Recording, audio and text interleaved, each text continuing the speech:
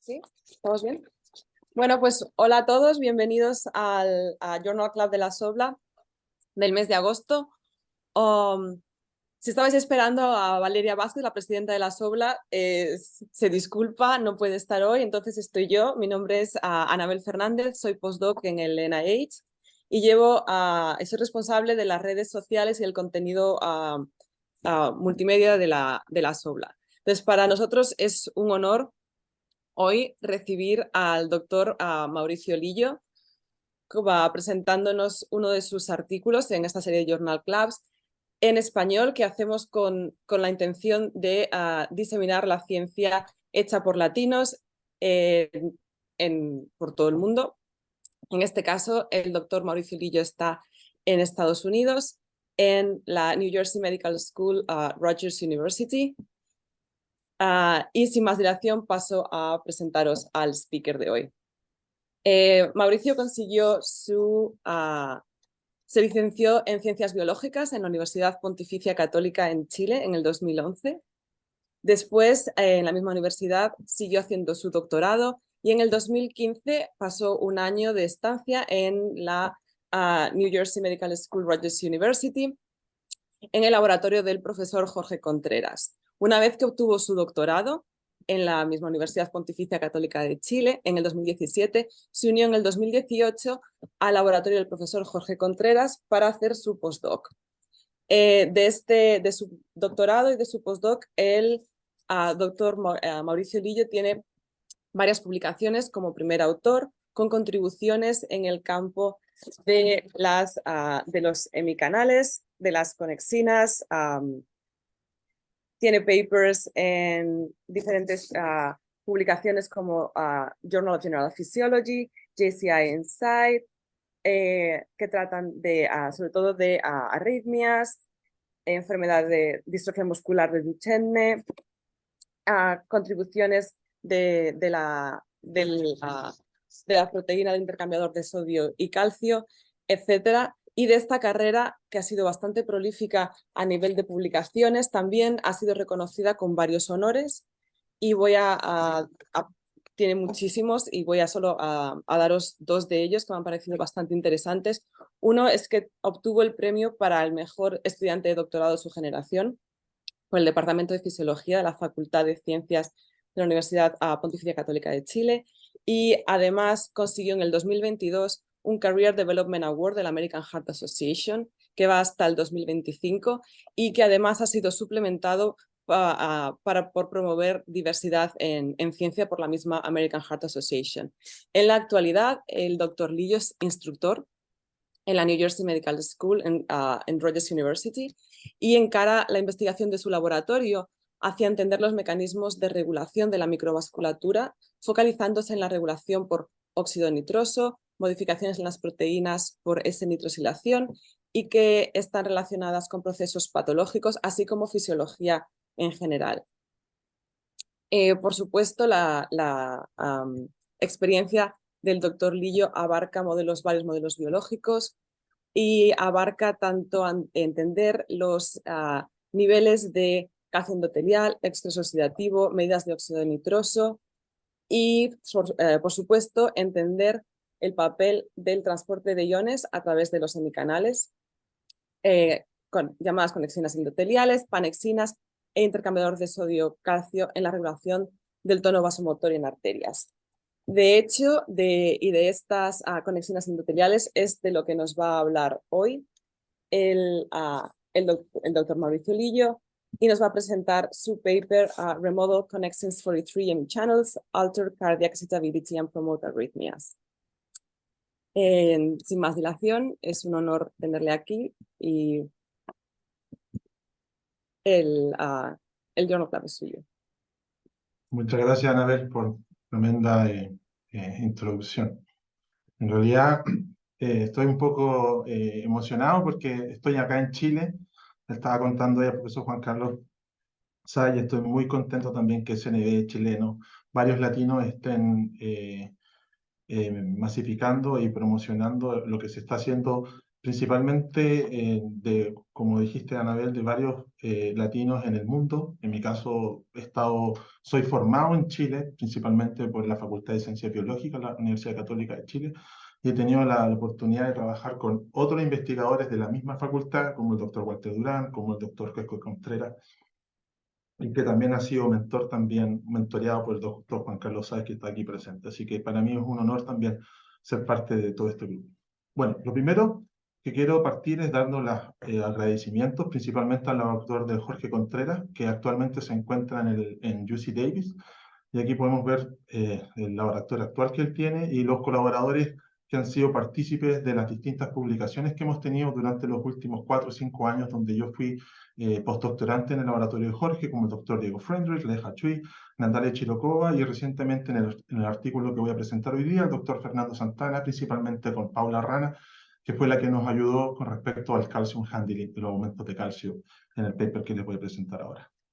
Ahora, como tú muy bien dijiste, Anabel, actualmente soy instructor en Rutgers, tengo mi posición y tengo también mi propio laboratorio, donde recientemente tengo una postdoc que fue compañera mía en el laboratorio en Chile, que es Pia Bourbois, que ella y juntos en realidad obtuvimos un Research Supplemental to Promote Diversity from the American Heart Association a través de mi carrera de Development Award y también, por supuesto, todo el apoyo que he tenido durante todo mi tiempo en la estadía en Rutgers con el doctor Walter Durán.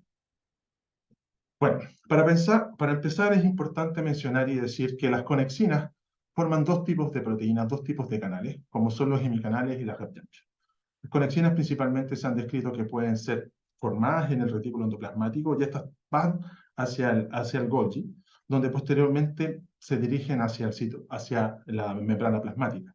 En la membrana plasmática, los hemicanales, estos hexámeros de proteína, se mueven hacia otra célula adyacente formando una gap junction. Es decir, dos hemicanales forman como un puente que permite la comunicación entre dos células, el citoplasma de dos células. Ahora, es importante mencionar que varios artículos y las evidencias indican que ambos canales, ya sean los hemicanales de conexina como las gap junction, son permeables tanto a iones como por ejemplo sodio, potasio, calcio y también pequeñas moléculas como metabolitos, como ya sea como IP3, ATP, sal con GMP. También hemos demostrado que el óxido nítrico podría pasar por aquí. Ahora, ¿qué es lo que pasa? Durante mucho tiempo el doctor Jorge Contreras, también con el doctor Juan Carlos Sáez, han publicado varios papers, sobre todo en los inicios en PNAS, en el inicio de los 2000, que un cambio en la biogénesis de la conexina, principalmente donde hay un aumento en la concentración de estos hemicanales en la membrana plasmática, induce principalmente una muerte celular, porque hay un aumento de hemicanales en la membrana o también por un aumento en la actividad. Y se ha descrito que este tipo de fenotipos o de características celulares se manifiestan bastante, por ejemplo, en sordera, en problemas de visión, o también en problemas de piel, o como también problemas arteriales o problemas cardíacos.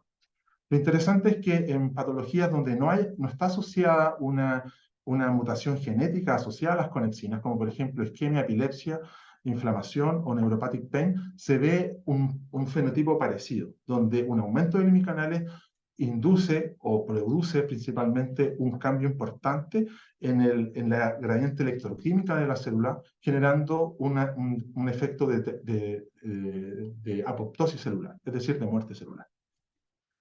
Entonces, como muy bien dijo Anabel, y como principalmente he estado trabajando los últimos 4 o 5 años o 4 años como postdoc en el laboratorio de Jorge, antes de empezar mi independencia, este tiempo, estos años en el laboratorio de Jorge, mi foco principalmente fue la conexina 43 y que en el corazón, principalmente en el ventrículo, juega un rol importante en la propagación del potencial de acción. ¿Y dónde se encuentra esta conexina 43? Principalmente se ha descrito que la conexina 43 en el lugar ventricular se encuentra en sitios específicos denominados discos intercalares, donde dos conexinas se pueden ver aquí. Este es un cardiomiocito y aquí hay otro cardiomiocito donde se favorece la interacción entre estas dos células. Ahora, recientemente, grupos como Corburdi han dicho que los hemicanales podrían estar en un sitio específico también denominado perinexus. Ahora, en este sitio se encuentran también otros tipos de proteína, como por ejemplo encaderina. Y esto es lo que uno observa principalmente en condiciones fisiológicas o el dogma cardiovascular mencionado, que esto es lo que ocurre en situaciones fisiológicas.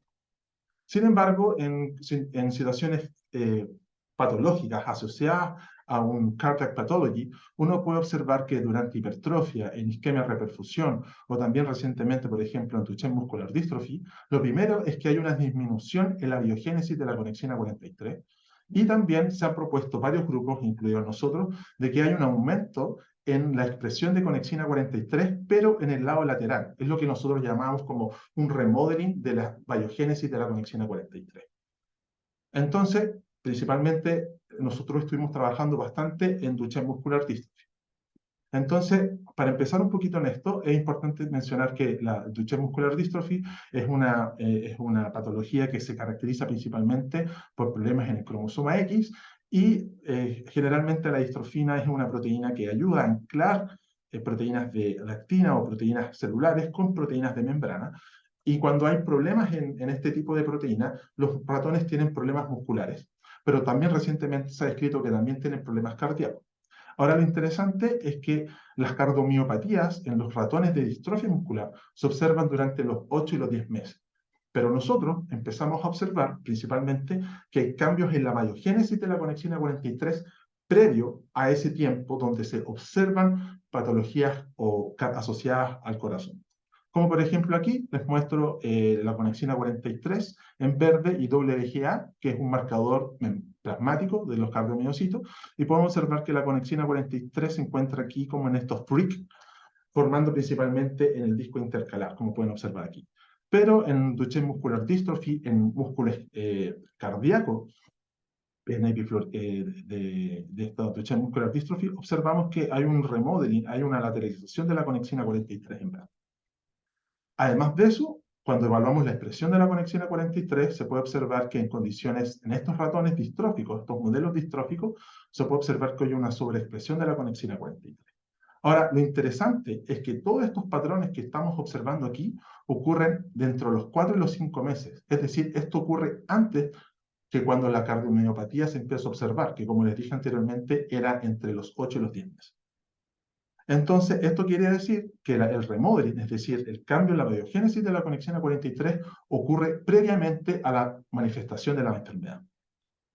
Entonces, ¿pero cómo? La siguiente gran pregunta que tuvimos en el laboratorio es cómo la lateralización de la conexina 43 podría jugar un rol en la patología en el corazón distrófico. Entonces, para eso, previamente en el laboratorio en el 2015, encontraron de que cuando uno estimula, por ejemplo, con isopreterenol, cardiomiocitos, no cardiomiocitos, mejor dicho, ratones distróficos, uno puede observar que se gatillan arritmias cardíacas. Y el isopreterenol, recordemos que es un beta-adrenérgico y es como un mimético, como que si estuviéramos haciendo ejercicio, estamos aumentando como un pool de adrenalina. Y observaron, principalmente con González Neuromuscular Disorder, que cuando uno hace una inyección IP, es decir, una pequeña dosis en realidad son 5 miligramos por kilo, se inyecta isopreterenol, se puede observar que a los 30 minutos podemos ver que hay un AT block, hay problemas cardíacos severos. Sin embargo, como podemos observar aquí, también hay PVCs, que son ventricular contraction, premature ventricular contractions. Entonces, lo importante de nosotros es cómo las conexinas podrían jugar un rol en este proceso. Entonces, para hacer eso, lo que uno hace, uno inyecta péptidos miméticos, o en este caso bloqueadores de conexina 43, que en este caso fue GAP19. Lo inyectamos a través del ojo vía intraorbital por el ojo. Y observamos que cuando uno inyecta previamente este GAP19 por el ojo, uno observa que hay una reducción importante, en realidad hay un bloqueo significativo de las arritmias cardíacas. Ahora, como les había dicho previamente, en los ratones distróficos observábamos una sobreexpresión y también un remodeling de la conexina 43. Entonces, si hacemos o usamos una herramienta genética para disminuir la sobreexpresión de la conexina 43, podemos usar animales transgénicos con menos conexina 43. Entonces, lo que se hizo fue cruzar estos ratones con ratones distróficos para crear ratones distróficos con menos conexina 43. Y lo que se observó fue un patrón parecido a lo que cuando uno bloquea la conexina 43 con péptidos miméticos. Ahora, previamente también les había dicho que el remodeling se ve afectado. Entonces tratamos de entender cuáles son los mecanismos asociados al remodeling. Uno es asociado a la sobreexpresión y otro asociado a la lateralización. Y como les pueden observar aquí, vemos un cardiomiocito donde claramente se nota la conexina 43 en verde, que está lateralizada. Pero durante también nuestra estadía en Rutgers, y como dijo Anabel, publicamos un paper en JCI, donde observamos que cambios en los patrones de fosforilación de la conexina 43, específicamente la desfosforilación de estos residuos, mejora el remodelado. Entonces, para eso, nosotros usamos un ratón fosfomimético que previene la desfosforilación de la conexina 43, y este ratón lo cruzamos con un ratón distrófico para observar qué pasaba con el remodeling, y observamos claramente que estos ratones no promueven el remodeling. Es decir, se puede observar aquí que la conexina 43, cuando se hace una colocalización con N-caderina, se puede observar que está completamente en el disco intercalar. Ahora, la siguiente pregunta es, ¿qué pasa con el electrocardiograma de estos ratones? Y observamos que tanto los ratones MDX-S3A previenen el remodeling como también previenen la arritmia. Entonces, esto quiere decir que tenemos tanto evidencias farmacológicas como genéticas, que la conexina 43 está, específicamente lo que creíamos, es que mi canal de la conexina 43 está jugando un rol importante en los procesos cardíacos. Pero durante este contexto es donde yo ingreso al laboratorio de Jorge Contreras y nos preguntamos cuál es el mecanismo por el cual la conexina 43 y los hemicanales de conexina 43 podrían estar midiendo el estrés cardíaco.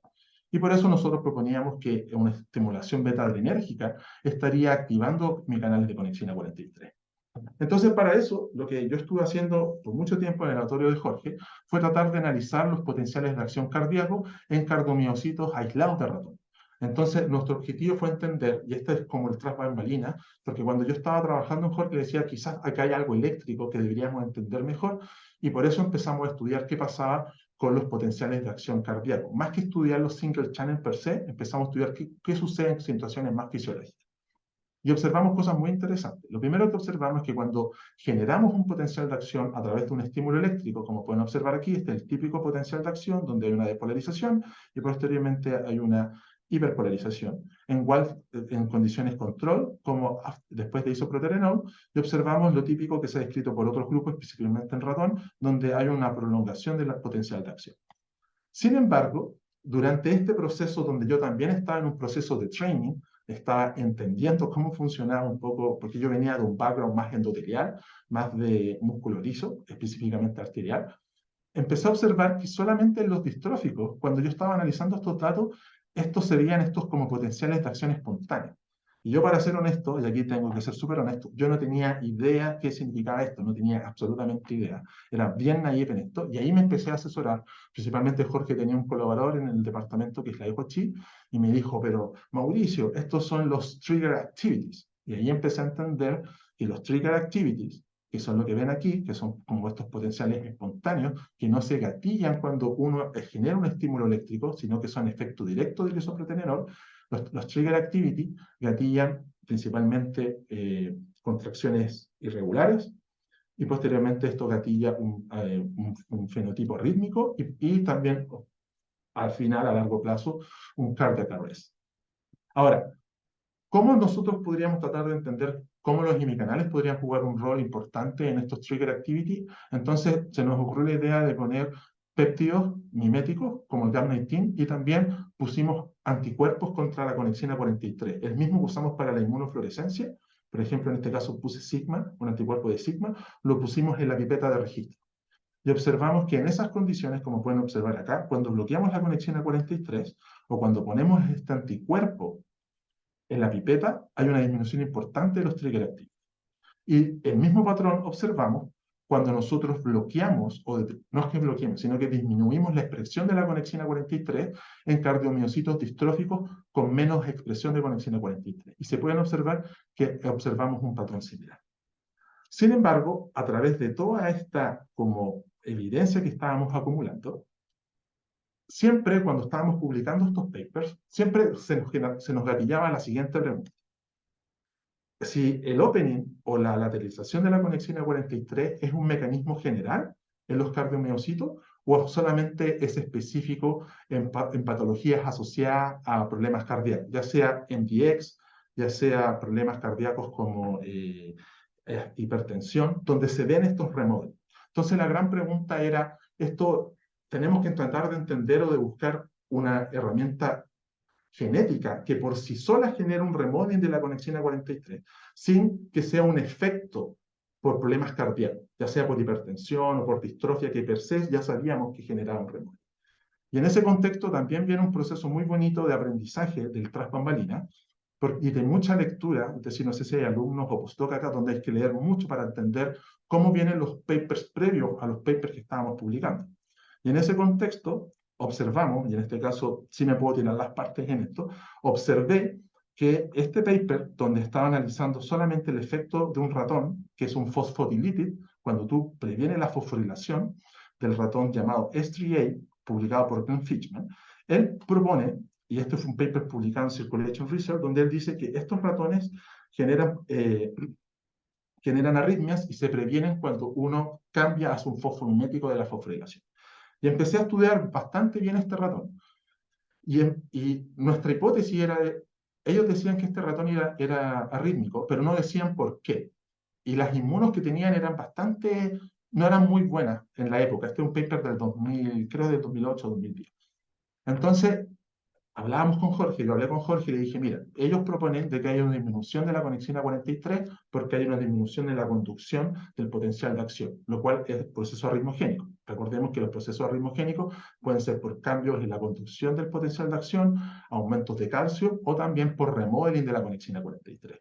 Y ahí está el trigger, donde yo le dije a Jorge, le dije, mira, probablemente la conexina 43 en estos ratones está lateralizada. Y esa fue un poco la hipótesis. Decir, mira, aquí tenemos un ratón genético que es independiente de cualquier tipo de patología, donde probablemente, si observamos bien qué pasa, estos ratones tienen quizás la conexina lateralizada. Y eso fue lo que empezamos a ver. Esto ya es parte del paper que publicamos en JGP este año.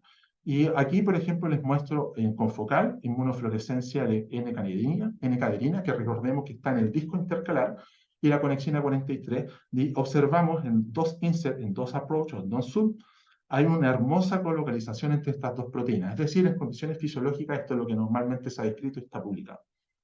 Sin embargo, cuando empezamos a observar ya más con mayor detalle qué es lo que pasa con el S3A, observamos claramente que la conexina 43 está lateralizada. Y esto lo observamos como con dos tipos de anticuerpos distintos. Entonces, no es ya un tema inespecífico del anticuerpo, sino que estábamos completamente seguros de que la conexina 43 sí estaba lateralizada en este ratón y que podría servirnos como un potencial modelo experimental para evaluar si la conexina 43 lateralizada es suficiente para provocar arritmias cardíacas, que esa era la hipótesis de nuestro trabajo.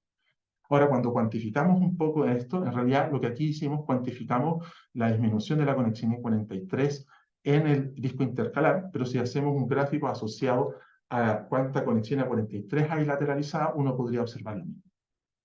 Pero también aquí viene otra estrategia experimental muy interesante que hicimos en el 2019 en un paper publicado en JCI Insight.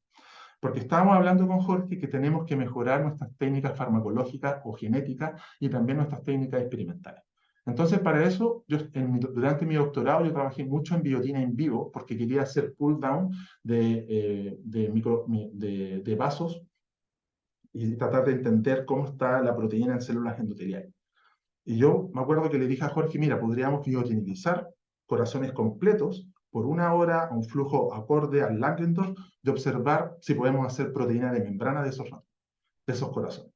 Y ahí Jorge, como lo bueno que tenemos con Jorge en ese tiempo que conversábamos mucho, me dijo, pero tratemos de ver cómo está la biotina distribuida, porque una cosa es que tú puedes perfundir todo el corazón, pero la distribución de la biotina puede estar por el disco intercalar, por el lado lateral. Y ahí también conseguimos distintos tipos de anticuerpos de biotina, y esto fue lo interesante que observamos. Observamos que cuando nosotros perfundimos la biotina por 1 hora, la biotina se distribuye, esto es un anticuerpo contra biotina, observamos que se distribuye principalmente en el lado lateral. Esto lo publicamos en JCI, en la figura 2.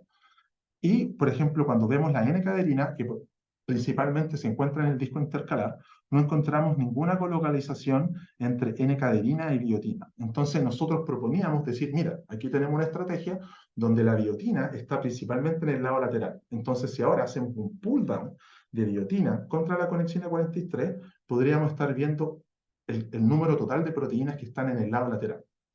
Y eso fue lo que hicimos. Por ejemplo, aquí les muestro la biotinilización, hicimos el pull down de biotina, y evaluamos contra la conexina 43 mediante Western blot. Y interesantemente, en condiciones control, vimos, esto sin estimulación, sin nada, estimaciones control, aquí está la conexina 43, vimos pequeñas bandas, lo cual también después esto dio pie y también a otros artículos que están por venir al rol más fisiológico de los hemicanales, pero esa es otra historia, porque este es el rol más fisiopatológico. Y la conexina 43 en el S3A la vimos bastante como aglomerada, similar a lo que estamos viendo aquí en la inmunofluorescencia. Y consistente con el paper descrito por Glenn Fishman, el S3A no tiene una sobreexpresión de la conexina 43.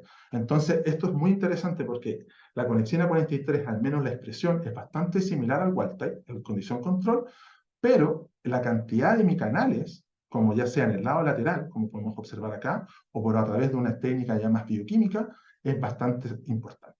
Entonces, en conclusión, lo que estamos tratando de decir aquí es que la conexina 43 está muy lateralizada en estos ratones S3A, y entonces ahora tenemos quizás una herramienta genética independiente de cualquier patología, donde la conexina está lateralizada y donde probablemente veamos un fenotipo arrítmico. Y eso fue lo que evaluamos en la siguiente diapositiva, donde, por ejemplo, evaluamos a través de electrocardiograma, pero en esta vez in vivo, a través de telemetría, observamos qué pasa con el electrocardiograma y estimulamos con isoproterenol. Y estos son los registros que observamos con isoproterenol por 1 hora, y es el típico efecto donde hay un aumento en la frecuencia cardíaca. Como pueden observar aquí, hay bastantes complejos QRS.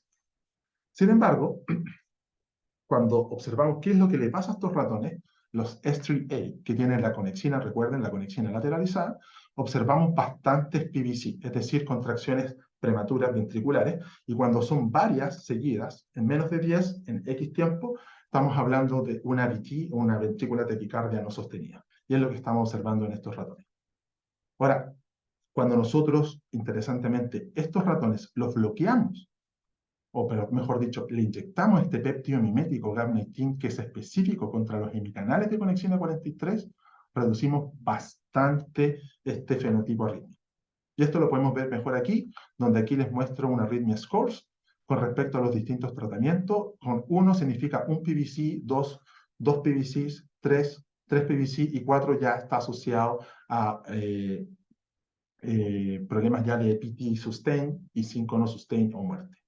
Y podemos observar aquí claramente cómo el S3A responde, va en score de 2 a 4, y cuando bloqueamos con GAP19 hay una reducción importante entre estos dos efectos. Entonces lo que estamos proponiendo aquí es que cuando estimulamos con un elemento ya sea adrenérgico, los S3A promueven un fenotipo rítmico que es prevenido cuando bloqueamos la conexina 43.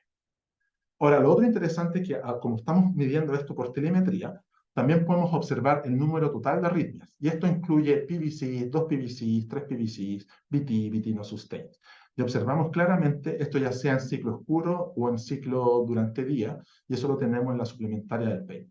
Y observamos claramente que hay un aumento importante en estos como fenotipos arrítmicos. Observamos entre 120 y 140 arritmias por día en 24 horas, y cuando bloqueamos con GAP19 hay una reducción importante de esta arritmia. Ahora, como les había dicho, las arritmias están asociadas a cambios eléctricos en el cardiomiocito.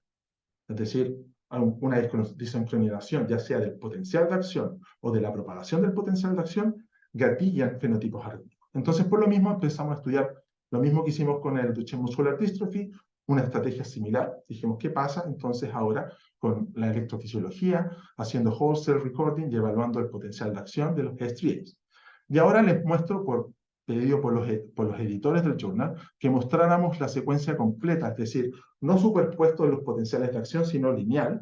Y aquí les muestro, cada flecha en negro significa el potencial de acción que nosotros evocamos, o que yo evoqué a través del estímulo eléctrico, que fueron 2 picos nanosegundos por si fueron estímulos cuadráticos. Y interesantemente, cuando estimulamos con isoproterenol, no observamos estos potenciales espontáneos, siempre se observan constantemente, pero observamos lo que se llaman, aquí en asterisco se ve bastante pequeño, pero son los delay after despolarization, que son pequeños cambios en el potencial de membrana que podrían ser también arritmogénicos. Ahora, ¿qué es lo interesante? Que en el S3A por sí solo, si se fijan aquí, ahora vemos flechas en rojo, que son estas, se observan potenciales espontáneos, pero también se observan muchos delay after despolarization. Y estos por sí solos también generan un poquito más de arritmias consistente al Walter. Entonces estos datos son muy interesantes porque podrían también linkear con las arritmias espontáneas que estos S3A también tienen. Ahora, lo interesante es que cuando uno estimula el S3A y los cardiomiocitos aislados con isoproterenol, se pueden observar bastantes potenciales espontáneos, como pueden observar aquí, aquí, aquí, aquí, y todas las flechitas en rojo, y disminuyen los delay after despolarization, estas pequeñas despolarizaciones, pero aumentan estos potenciales de acción espontánea. Ahora, para estudiar si los hemicanales podrían jugar un rol en esta función, nosotros en la pipeta pusimos la misma metodología anterior, dos péptidos, perdón, sí, dos secuencias, GAP19, y también pusimos un anticuerpo contra la conexina 43, y interesantemente, de la misma forma como lo vimos en la introducción con los Duchenne Muscular Dystrophy, observamos una reducción importante de los trigger activities de los potenciales de acción, que lo podemos observar de una mejor forma aquí. Por ejemplo, en un minuto, los S3A gatillan entre 60 potenciales de acción espontánea. Esto quiere decir que por cada estímulo eléctrico que uno gatilla, hay un potencial espontáneo. Sin embargo, cuando nosotros bloqueamos la conexina 43, ya sea con los péptidos miméticos o con un anticuerpo contra la conexina 43, hay una disminución importante. Ahora, ¿qué es la otra cosa que observamos? Y estos experimentos son muy difíciles de hacer, porque una de las cosas que estábamos hablando con Jorge, y aquí viene otra cosa tras bambalinas, que hay muchos grupos que tratan de estudiar las corrientes de sodio haciendo hiperpolarizaciones llegando al potencial de menos 80 o de menos 75. Es decir, hay una inyección como de ajuste. Entonces estábamos hablando con nuestros colaboradores y la mejor forma de ver cómo varía el potencial de membrana es tratar de hacer sellos sin ningún tipo de compensación. Y eso fue lo que hicimos. Y para eso, consistente con otros grupos que también estudian potenciales de acción sin ningún tipo de compensación, observamos que los potenciales de acción de los cardiomiocitos, ya sea en condición wild-type, están cerca de los 68 milivolts. Sin embargo, cuando nosotros estimulamos con isoproterenol, se puede observar una depolarización, que esto es consistente con varios artículos publicados por grupos bastante fuertes en el área eléctrica, cardiac eléctrica. Ahora, lo interesante es que si podemos observar que los S3A, el potencial de membrana basal, como pueden observar aquí, per sí sola ya está más despolarizado, lo cual podría explicar por qué también hay mayor trigger activities basales en condiciones control. Lo interesante ahora es que cuando uno estimula con isoproterenol, la depolarización es mucho más severa. Entonces, lo que estamos tratando aquí de decir es que, ok, tú pones isoproterenol en estos ratones, hay una mayor depolarización, entonces al haber esta depolarización, estos cardiomiocitos están mayor propensos a gatillar posteriormente estos potenciales espontáneos que observamos en cada uno de estos cardiomiocitos aislados. Lo interesante es que cuando bloqueamos la conexina 43 con los péptidos miméticos, hay una reducción importante en el potencial de membrana, similar a los valores control. Ahora, no puse esta figura ahora aquí, pero en los resultados suplementarios del paper, lo que hicimos fue lo que hacen muchos neurobiólogos o neurofisiólogos, que inyectamos la corriente hiperpolarizante para compensar cuánta es la despolarización que se gatilla aquí y no observamos ningún trigger activity. Entonces, la siguiente gran pregunta que empezamos a tener es, ¿qué es lo que pasa entonces ahora con el calcio? Porque recordemos que hay dos cosas importantes que también pueden gatillar cambios en el cambio en el potencial de acción, como en el potencial basal de los cardiomiocitos, que puede ser aumentos de calcio, lo que la gente llama calcium handling, es decir, concentraciones altas de calcio podrían oscilar y cambiar el estado eléctrico de los cardiomiocitos. Y para eso nos asociamos con Fernando Santana en el UC Davis. Estos son experimentos hechos por Manuel Muñoz y Paula Rana, y donde observamos cardiomiocitos cargados con fluofor y observamos las transientes de calcio. Recordemos que las transientes de calcio, como les dije anteriormente, están asociados a fenotipos arrítmicos. Ahora, ¿pero qué es lo interesante? Por ejemplo, cuando observamos las transientes de calcio, no observamos ninguna diferencia entre las condiciones wild-type, GAP19 de los S3A. Y aquí, para ser honesto, estuvimos un poco, pucha, qué raro, ¿qué es lo que está pasando? Sin embargo, empezamos a estudiar el decay de esta caída de calcio, es decir, se genera un pic, pero ¿cuánto se demora en volver a la basal? Y aquí encontramos algo muy interesante. Como por ejemplo, podemos observar que en los S3A, el decaimiento de esta respuesta de calcio es mucho más lento, es decir, la célula se demora mucho tiempo en compensar estos aumentos de calcio y se demora en llegar a la base. Sin embargo, cuando nosotros bloqueamos con Carnitine, nosotros prevenimos esta transiente de calcio, este decaimiento de la transiente de calcio. Entonces, por lo mismo proponíamos y proponemos que en los cardiomiocitos aislados, en los striae, las transientes de calcio se encuentran inhibidas cuando tú bloqueas la conexina 43. Y esto en condiciones de control, sin ningún tipo de estímulo. Entonces, la siguiente pregunta de nosotros fue, bueno, ¿qué pasa si nosotros estimulamos con isoproterenol?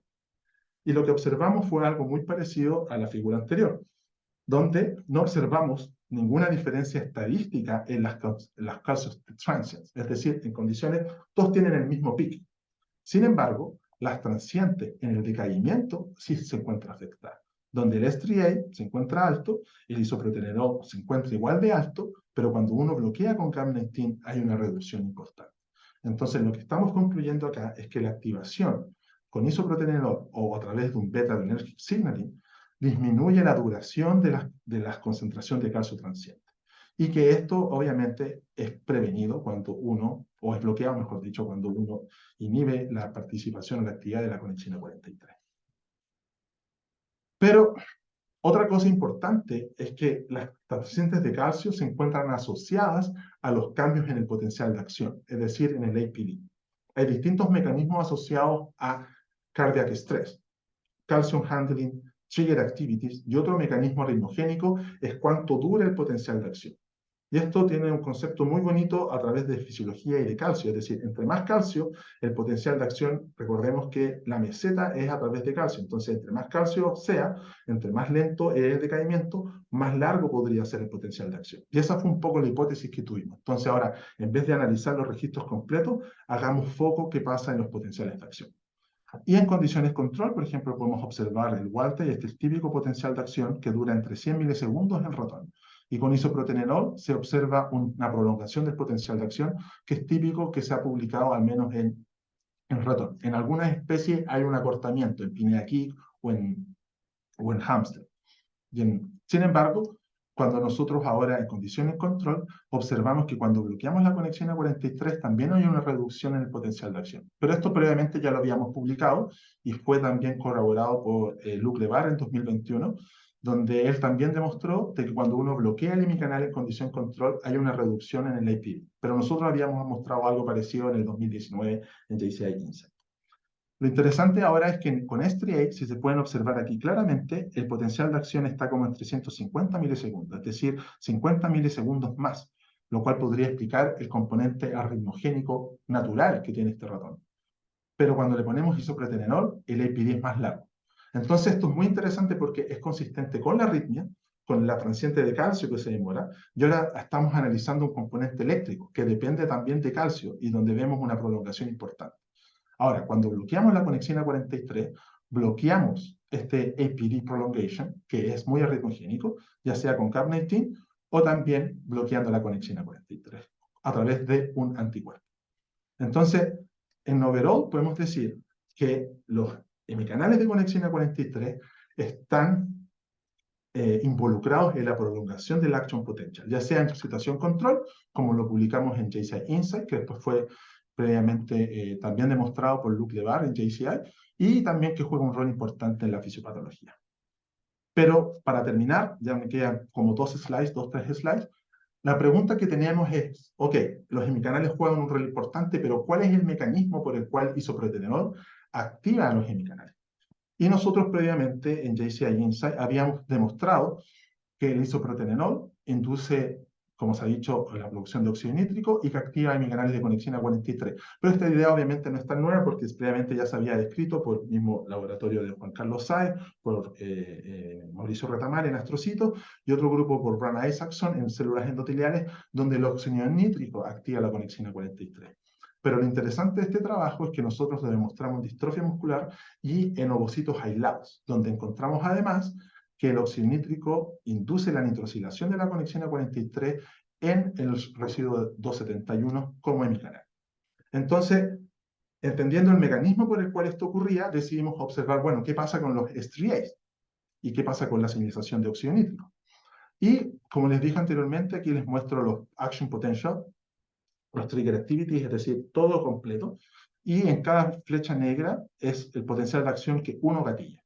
Interesantemente, con isoproterenol, como les mostré anteriormente, hay muchos potenciales espontáneos, como pueden observar aquí en rojo, y cuando ahora uno agrega un dador de óxido nítrico para tratar de mimetizar el efecto de isoproterenol, observamos un patrón parecido. Es decir, el óxido nítrico es un gatillante importante en los trigger activity en los distrofia muscular, como lo publicamos en el 2019, y también en estos STRIA. Pero otra gran pregunta que tuvimos nosotros durante el laboratorio, Jorge es experto en poner proteínas en ovocitos, entonces decidimos evaluar qué pasa con este canal. Bueno, otra cosa que se me olvidó, perdón, es tratar de decirte que cuando bloqueamos la producción de óxido nítrico con el ename, podemos observar que cuando estimulamos con isoproterenol hay una disminución importante de los trigger activity. Entonces, estos resultados ayudan a entender que el óxido nítrico es un mediador importante en los trigger activity. Ahora, otra cosa importante es ver si el S3A tiene efectos distintos en la nitrosilación de la conexina 43. Entonces, para eso usamos el True Electrode Voltage Clamp, donde inyectamos la conexina 43 y evaluamos hemicanales de conexina 43. Y observamos lo siguiente. Como previamente se ha descrito, en ovocitos no inyectados, cuando uno hace un step va de menos 80 a 80, de 10 en 10, cuando uno estimula con óxido nítrico no hay ningún cambio, y esto quiere decir que el óxido en situaciones control, los no inyectados, responden de esta forma. No hay una activación por voltaje. Sin embargo, cuando estimulamos con conexina 43, observamos que cuando en situaciones control no hay una activación por voltaje por sí misma, sino que tú requieres una maquinaria que active el imicanal, que en realidad lo hace más leaky. Esto es como una corriente de leaky porque se va bajando el registro, la corriente de este ovocito, lo que llamamos como corriente de leaky. Sin embargo, también dijimos y tratamos de observar si el S3A tiene un patrón parecido. Entonces lo que hicimos, transfectamos la conexina 43 S3A, estas mutaciones de serinas por la alanina en los ovocitos, y como pueden observar aquí, en condiciones control, no hay una activación.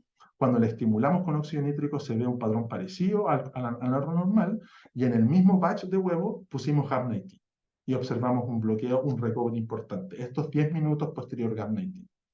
Y el mismo efecto nosotros observamos cuando bloqueamos la conexina 43 con un anticuerpo contra la conexina 43, pero en este caso en la pipeta de registro. Entonces, como en overall, podemos decir que la señal eléctrica asociada a la activación de los canales de conexina 43 está muy influenciada por la producción de óxido nítrico. Y para confirmar lo anterior, y para terminar, la gran pregunta que tuvimos es decir, bueno, si esto es así, tenemos que tratar de entender y evaluar dónde está la producción de conexina 43 nitrosilada. Tenemos que tratar de detectarla, porque esto puede ser por gap junction o por hemicanal.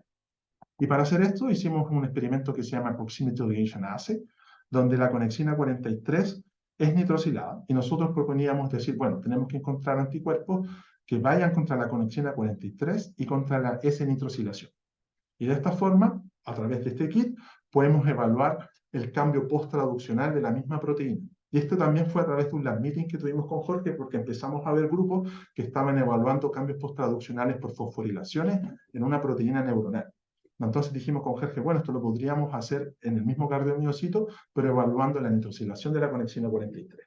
Entonces, en la próxima figura yo les voy a mostrar que la interacción entre la conexina 43 y el óxido nítrico como dots o como puntos rojos. Y esto fue un poco lo que observamos. Observamos que en condición wild type, por ejemplo, vamos a hacer más foco en el INSET, que la conexina 43 nitrosilada en rojo y el WGA es un marcador de membrana. Observamos que en condición control vimos muy poca banda, principalmente en el disco intercalar. Sin embargo, cuando estimulamos con isoproterenol, observamos una señal importante como un enhance de la señal en el disco intercalar. Ahora, ¿qué es lo que pasa cuando vemos lo que pasa en el S3A? En el S3A, si vemos el comportamiento de la nitrosilación, principalmente en condición wild type, vemos que estos dots son bastante parecidos al wild type isoproterenol. Sin embargo, cuando ponemos S3A con isoproterenol, observamos que hay bastante nitrosilación en el lado lateral, como pueden observar aquí, como pueden observar aquí, y como pueden observar en otros inserts que en realidad hicimos foco solo en uno. Pero cuando empezamos a cuantificar estos dots, quiero que por favor nos hagamos más focos en esto, porque son los DOTS totales, y observamos que hay un aumento bastante de la nitrosilación wild-type con isoproterenol, pero el isoproterenol con S3A observamos bastantes DOTS por célula. Estamos observando entre 10 a 15 DOTS por célula. Ahora, la otra forma que lo analizamos, dijimos, bueno, veamos cuántos DOTS se encuentran lateralizados, porque nuestra hipótesis es que los hemicanales están lateralizados y la nitrosilación de estos hemicanales lateralizados inducen esta arritmia cardíaca. Y observamos que con isoproterenol hay un 20% de conexina 43 nitrosilada, en comparación a condiciones wild-type que observamos no más allá de un 8. Y esto es una herramienta muy importante donde podríamos estar demostrando que la nitrosilación de estas proteínas lateralizadas son un agente importante o un mediador importante en el fenotipo rítmico de los S3A. Para corroborar esto, evaluamos otra técnica para detectar proteínas nitrosilantes como el Biotin Switch. Te recordemos que el Biotin Switch nos ayuda a determinar el pull down de todas las proteínas nitrosiladas. Y para eso, por ejemplo, esto es un experimento bastante clásico, bastante difícil, entonces hay que estar ahí muy concentrado, muy meticuloso con la bioquímica, y observamos que, como publicamos con isoproterenol en JCI Insight, y también por otros grupos, incluido también Alejandra Bielma, que también es chilena, ella observó también y nosotros que cuando uno estimula con isoproterenol, la conexión A43 se encuentra nitrosilada.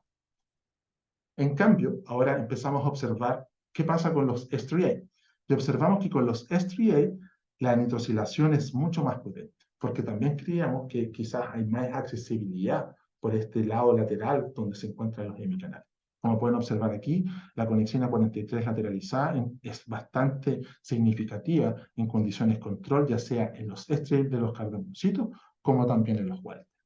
Entonces, como conclusión y como overall, ya haciendo un summarize, ya sea de los dos últimos trabajos que publicamos con respecto a la actividad de los hemicanales, podemos decir que un estímulo beta-adrenérgico induce arritmia en distróficos, pero también en ratones no-kin S3A, que es a través de la producción de óxido nítrico y principalmente proponíamos que era a través de la nitrosilación de la conexina 43. Y que la apertura de los hemicanales de conexión 43, específicamente los lateralizados, son un factor importante para gatillar estos potenciales de acción espontánea, denominados trigger activity, ya sean los distróficos como en los cardiomiocitos S3A. Y por último, como la lateralización ocurre principalmente en condiciones patológicas, como les dije anteriormente, ya sea en hipertrofia, tensión muscular dystrophy, infartos, etc., nosotros proponemos y propusimos en este paper que la lateralización de los hemicanales es suficiente para inducir arritmias a través de un estímulo beta-adrenérgico o a través de un estrés cardíaco. Así que eso es todo lo que tenía que contar hoy. En realidad, como les dije anteriormente en la introducción, debo agradecer bastante a todo el grupo de laboratorio que hemos trabajado durante los últimos 5 años en esto, donde creo que a través de distintas técnicas eléctricas como bioquímica podemos poner el concepto de que la lateralización es un rol importante en los procesos de la detección de la conexión A43 y la actividad de estos hemicanales en el lado lateral juega un rol importante para promover la arritmia. Así que muchas gracias por su paciencia y cualquier pregunta de instrucción es bienvenida. Muchas gracias.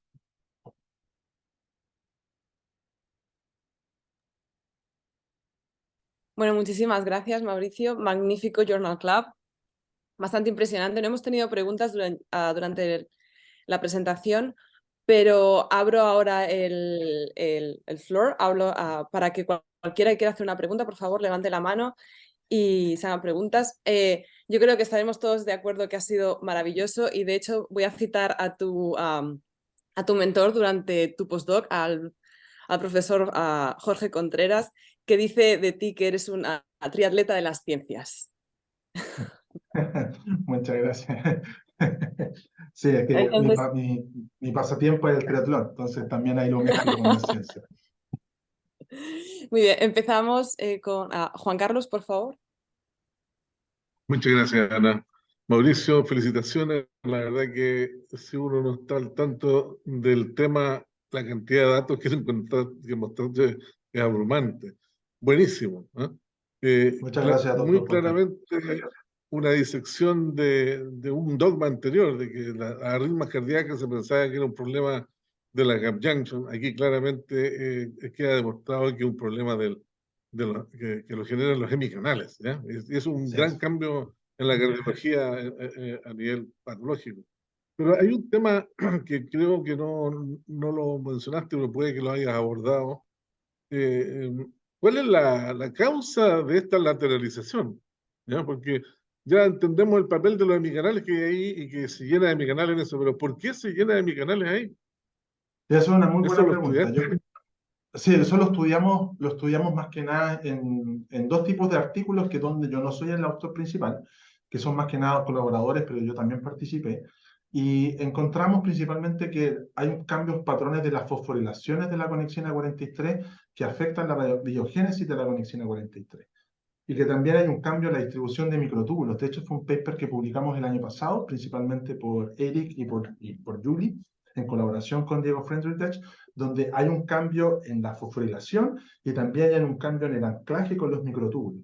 Y creemos que cuando uno mejora, o en realidad más que nada cuando uno cambia la distribución de los microtúbulos, principalmente con colchicina, mejoramos un poco el fenotipo arrítmico, el fenotipo distrófico y la lateralización de la conexina 43, y principalmente asociado a cambios en las fosforilaciones de tripletes, ya sea como lo dije con los S3A o los S3E, que son dos papers que publicamos en JCI y también ahora último a través de la asociación con microtúbulos. Pero claramente es un tema que a nosotros... Bueno, Sí, pero eso no ocurre per se, entonces hay que inducirlo. ¿Qué cosa lo induce? Porque aquí es un factor común a la lateralización de mucha patología, y los factores comunes aquí yo me pregunto si es que la inflamación, los agentes proinflamatorios, si tú tomaras pares de miocardiocitos adultos y le pones TNF-alfa, quizás en el orden de menos de una hora ya tienes lateralización, ¿o no? sí, eso es cierto, eso es cierto. También hay otro grupo que es Adam Prost, que también trata de entender qué es lo que pasa con los radicales libres. Y se ha descrito también que él dice que es un cambio en los microtúbulos, en la distribución de los microtúbulos. Y asociado un poco a lo que estamos tratando de decir, también puede ser asociado a cambios de estrés oxidativo que claramente podrían estar asociados en la biogénesis de la conexión a 43. Muchas gracias. Okay. No, gracias. Gracias a usted, profe.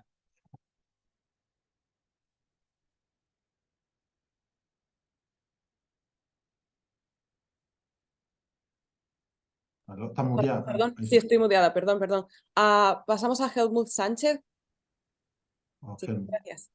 Mauricio, felicitaciones por este trabajo, esta presentación súper linda. Me llamó mucho la atención que partiste desde lo molecular y hasta lo fisiológico, o sea, todo el barrio. Así que muy lindo trabajo, excelente.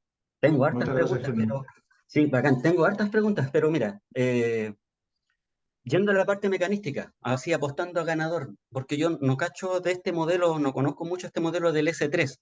¿Cuál residuo crees tú que de repente es crítico? ¿Son los tres que tienen que estar desfosforilados o de repente Tienen que es estar los alguna en tres. particular? Yendo Eso es como a la muy buen pregunta. Sí, ¿Mm? esa es una muy buena pregunta. Glenn Fishman, en las suplementarias del paper donde nos pasamos, él muestra que tienen que estar los tres, los cambios de fosforilado. De hecho, es más, en los distróficos, en los pacientes distróficos, tenemos una suplementaria con más spec, que hay un patrón que cambia principalmente en estos tres residuos de fosforilación. Entonces, creemos principalmente que tiene que haber estos tres, un mecanismo sinérgico. Cuando es uno, creo que es el 368, también se ve algo parecido, pero es eso algo que no estoy en condiciones de decirlo ahora porque es otro trabajo de otro compañero. Pero es interesante que cambios en pequeños residuos, o en este caso sinergias de fosforilaciones, como decía el doctor Juan Carlos Sao, algo pasa, Catilla, de que están metiendo estos hemicanales en el lado lateral, en la biogénesis, más que una disfunción en la gap junction. Claro, porque cada grupo fosfato que está ahí pegado no es solamente una pelotita con una carga negativa, es como una Exacto. pequeña microcomplejo de carga Es negativa. un Cada microdominio. grupo. Nosotros, de Exacto. hecho, Pablo con Jorge están tratando de entender un poco más el modeling de cómo podría estar ocurriendo eso, con cambios ya sea de iones o como de moléculas. Pero ese es un área más de ello. Yo ya después me cambié como mi independencia de trabajo. Así que yo trabajo en la 26, esa como que no se fosforila mucho, entonces Sí, pues no se fosforila. no mucho, digamos, hasta donde se sabe. Y lo otro, Sí. otra pregunta corta. Presumo que esto fue todo con homocigotos del S3A, yendo como para el mismo lado tal vez. ¿Qué pasa con los heterocigotos? ¿Los han evaluado? Los heterocigotos yo hice pocos experimentos con heterocigotos y se parece bastante a los Walter. De hecho, esos fueron unos comentarios de los revisores. Y no teníamos A los tantos wild type. datos. Sí, se parecen bastante. El hetero striae está como en el intermedio con el wild type. Hay como un valor intermedio entre los dos, pero no es ¿No, significativo. no apostarías que es una dominancia del S3A sobre un fenotipo wild type?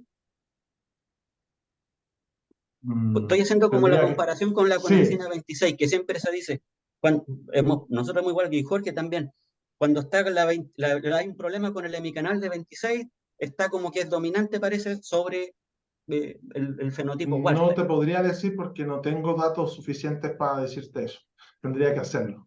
Pero podría pasar, no sé. Al menos lo que vimos nosotros con los pocos heteros, que reconozco que al menos yo hice, y creo que Manuel también, que es el segundo autor del paper, tiene un fenotipo muy parecido al wild type. Entonces necesitas que estén full homocigoto striae para ver este tipo de patrones. Al menos. Tendría que corroborarlo mejor con mayor evidencia experimental, pero no estoy en condiciones de decir eso ahora porque no he hecho los experimentos. Ok, muchas gracias. No, gracias, Bruno. Gracias. A Pedro Martín, por favor. Bueno, Mauricio, ¿cómo andás? ¿Todo bien? Todo bien, amigo, ¿cómo va? Bien. Che, buenísima la charla, la verdad me gustó mucho, estuvo muy clara, inclusive para los que no venimos de la rama de las conexinas ni de cardíaco, me parece que estuvo muy, muy linda para seguir y en eso te felicito, no solo por los resultados, sino por la calidad de la exposición. Muchas gracias, Pedro. Te hago dos preguntas. Una bien metodológica, que también puede venir por la parte de venir de afuera del campo, es cuando vos usas el anticuerpo y el GAP19 como herramienta farmacológica para ir sacando los distintos resultados que fuiste mostrando, eh, ¿esa herramienta farmacológica es específica contra el hemicanal o también puede estar de alguna manera alterando las zonas donde vos tenés formada la up junction? Ya, mira, es una muy buena pregunta. Mira, con respecto al GAP19, hay varios estudios que, de hecho, en mis propias manos, en ovocitos, en otros, y por Luc Lebar, y creo que también el doctor Juan Carlos lo ha podido usar, que bloquea, y está es bastante, durante el field de las conexinas, que bloquea bastante bien la conexina 43, como en mi canal, y no así la capiancha. Ahora, con respecto al anticuerpo de la conexina 43, nosotros no lo evaluamos como una superfunción, entonces lo evalué más en cardiomiocito aislado, donde proponíamos que principalmente ahí estaría haciendo un efecto más que nada en los hemicanales que quedan activos. Entonces, con respecto al anticuerpo, el anticuerpo va a estar reconociendo CITIS, entonces estaría reconociendo CITIS ya sea de la GAP como del hemicanal. Pero sí yo te puedo decir, a ciencia cierta, por los datos que yo he hecho, ya sean células endoteliales o los datos de otros grupos de laboratorios que han usado bastante el GAP19, el GAPTAT y también los scrambles de la secuencia de GAP19, que específicamente está bloqueando bastante bien el hemicanal de conexión a 43. Al menos en la parte farmacológica. En la parte farmacológica. Y ahora para un poco complementar lo que estabas diciendo, esto de agregar el anticuerpo, lo leí también, lo leímos con Jorge, y esto es importante durante los lab meetings, estar leyendo no solamente de conexina, de varias cosas, lo leí también en un paper de Roger Thompson, que usaba un péptido de panexina para tratar de bloquear actividades neuronales en un Science Translational, y ahí le dije a Jorge, oye, podríamos usar esta estrategia experimental. Ahora, este dato yo no lo puse en este paper, porque lo pusimos en el paper de JSI Insight, pero usamos como control positivo un anticuerpo contra la conexina 45, para ver un poco la especificidad, y el anticuerpo contra la conexina 45 nos siguió gatillando los trigger activity. Entonces, ahí fue un poco el control contra la conexina 43 como anticuerpo. Bien, y buenísimo. Y después, la otra pregunta que yo te quería hacer era, ya mirando tus registros de potenciales de acción y la medida de calcio intracelular y ese como delay en la cinética Sí, de en la remoción. cinética de calcio.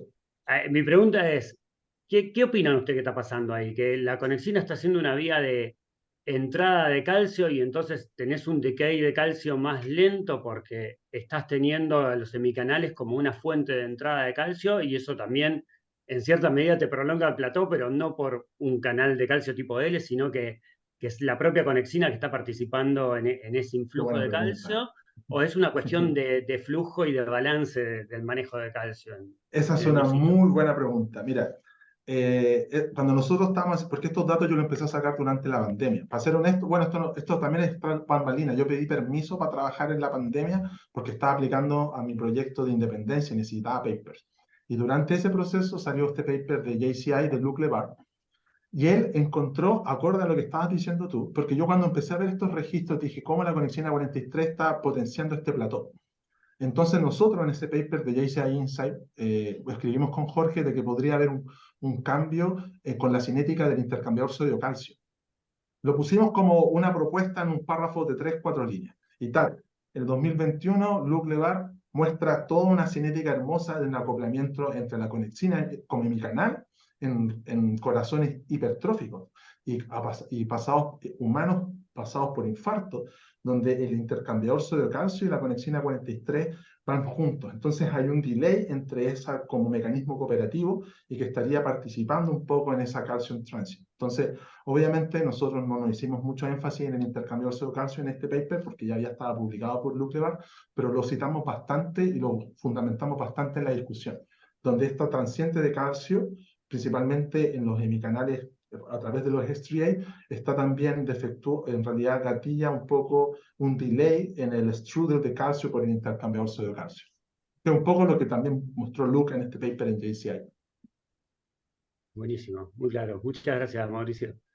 No, de nada, Gracias. Federico. Victoria Milesi, por favor. Verónica. Hola, Verónica, tanto tiempo. ¿Estás muteada o no te escucho? O al menos yo. No la escucho yo. ¿Alguien la escucha? Oh. Bueno, Pedro. No. Está con Pedro. Va a tener que hablar ahí. Eso. ¿Podría ser el chat igual? Me ¿Podría acuerdo usar del el chat? escritorio. Ahí va a hablar, ahí va a hablar, ahí va a hablar. Estaba Hola, atrás del teléfono. Verónica.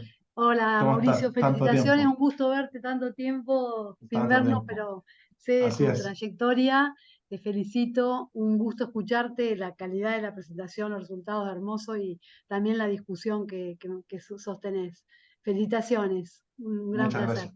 No, tengo una pregunta más así de la fisiología que veían los resultados, si no entendí mal, porque también no es de mi cotidiano las conexinas. Yo miraba la comparación entre el wild type y el mutado, el S3A, Ya, el estrés. y sin el agregado de isoproterenol, me parecía que en los registros, cuando vos le bloqueás la conexina con el GAP19, tenías una mejora del patrón ese arritmogénico, o por lo menos tenías una disminución de esos potenciales espontáneos, ¿no? Sí, eso es así. Claro, bueno, pero después cuando terminabas la presentación, en la parte de la nitrosilación, no, pareciera que no tenías una diferencia, ¿no? Entonces, Sí. nada, me preguntaba si digamos, son dos mecanismos diferentes, porque yo me imaginé, digo, bueno, capaz que el S3A es como una versión leve de lo que produce el isoproterenol, ¿no? Como y entonces por ahí comparten el mecanismo. Pero después cuando terminabas la presentación, digo, no, pareciera que no. Eso te quería consultar, me quedó esa duda. Muy, muy buena acotación. De hecho, creo que eso lo respondimos un poquito en el point by point. Lo que pasa es que, claro, como cuando tú dices, en situaciones como wild type, parece que es el isoproterenol, al final es como que gatilla un trigger. Y lo que empezamos a encontrar, y en realidad lo respondimos, creo, como en el point by point, fue de que el S3A, y es quizás un poco asociado a la pregunta que decía el doctor Juan Carlos Saga al principio, vimos que de forma espontánea tiene un cambio en la expresión de la AINOS, de la inducible.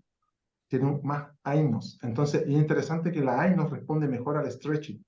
Se ha visto en corazón que cuando la AINOS está activada, ¡pum!, por este stretching mecánico, gatilla más pools de óxido nítrico. De hecho, es 1000 veces, produce más, entre 100 y 1000 veces más NO que la neuronal o la endotelial. De hecho, esa es otra discusión que estamos tratando de abordar, porque yo pensé abordar si seguía en el ámbito cardíaco, pero me moví a las células endoteliales.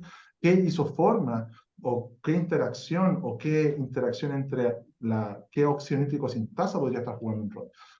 Pero de la estrategia experimental y de las cosas que yo alcancé a evaluar, porque no te puedo decir más allá de lo que hice, lo podríamos hacer hipótesis al respecto, yo te podría decir que hay un cambio de pool en las isoformas de la óxido-nítrico sintasa, que te puede estar variando un poco el fenotipo con respecto a eso.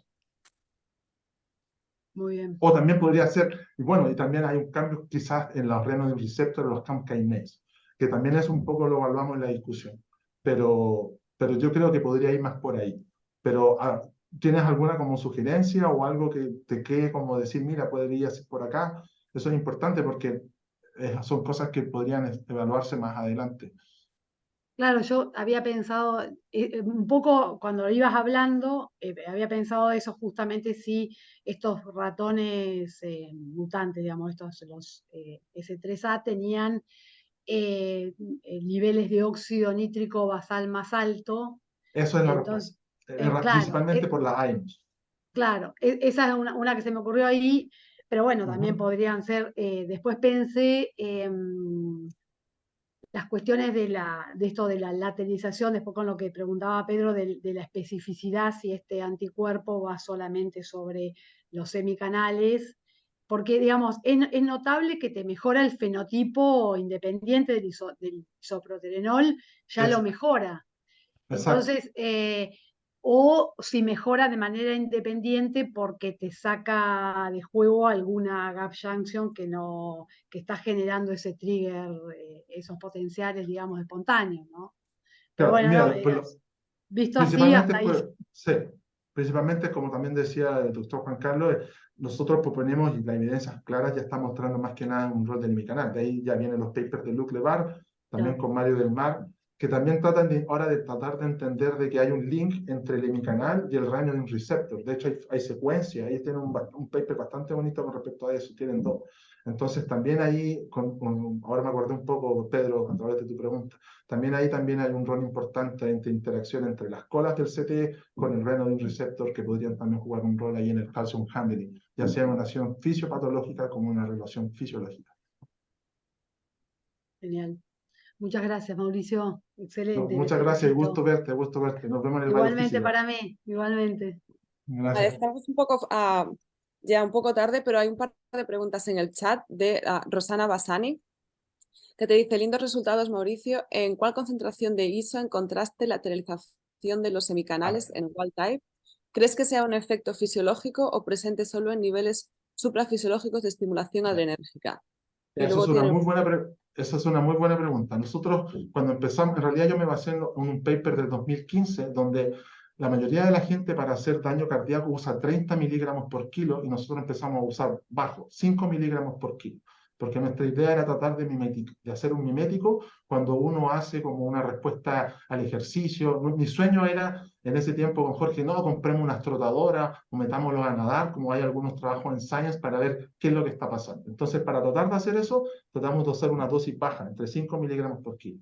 Y eso fue lo que empezamos a ver y eso lo estandarizamos. Ahora hay otros protocolos que para hacer como myocardial infarction o ese tipo, inyectan varias dosis de 10 miligramos por kilo hasta 30 miligramos por kilo, más de una vez en el día, por 5 días o por 3 veces seguidas. Nosotros hicimos, esto es una inyección y evaluamos el efecto durante una inyección. Es un efecto así, muy preciso, a esa concentración. Y tiene otra pregunta. Dice, ¿podría ser que la activación de CAMK2, supongo que por cualquier mecanismo, calcio, Sí. óxido nítrico, ROS, etcétera, pueda proteger a los wild type durante la estimulación adrenérgica? Sí, de hecho nosotros en este último paper citamos bastante el rol de la CAM kinase con el renin receptor, que hay un rol protector, porque recordemos que nosotros proponíamos que también hay un efecto del NO, hay un feedback como negativo que regula un poco la producción de óxido nítrico, el calcium handling. Y se ha asociado que tanto la nitrosilación como el mismo CAM kinase 2 podría también estar regulando esta señalización de fosfolaminado. De hecho, Alejandra Vierna tiene un trabajo muy bonito en eso, un +1 con Daniel González, que media un poco tratar de entender la maquinaria per se asociada a la nitrosilación de proteínas. Muy bien, pues no tenemos más preguntas. Dice David Bartolomé en el chat, dice: enhorabuena, Mauricio, gran trabajo y gran charla. Gracias a los Muchas organizadores. gracias, David. Si es la 1:11. Si no hay más preguntas, Rosana Bassani, que es la que te hizo las preguntas en el chat, dices que gracias, Mauricio. O sea que le han llegado las respuestas. Y si no hay más preguntas, Saludos a todos. Chao. Saludos a todos, Con esto muchas gracias. concluimos. Gracias a todos Gracias por por la venir. invitación. Muy bien, gracias. Nos vemos. Nos vemos. Que No te estén muy bien. olvides. Muchas gracias. Gracias. No te Y olvides recuerden de ir que al cada mes, paraíso. Sí, voy a ir la otra semana, Doc. No se olviden. Súper. Cuídense mucho. Chao, chao. gracias. Felicidades de nuevo.